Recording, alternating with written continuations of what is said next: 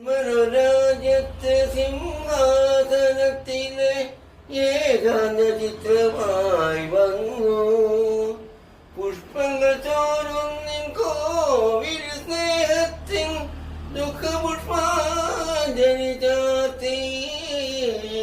പൂവിൻ മധുരഗന്ധം നിന്റെ മന്ദസ്മിതം പോലും ഒരു വസന്തം മാലാഖകളുടെ മാലാഖ നീ മമ ഭാവനയുടെ ചാരുത നീ മല്ലികപ്പൂവിൻ മധുരഗന്ധം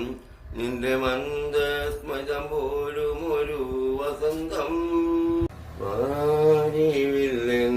തേന്മലരെ മാഞ്ഞു പോകയോ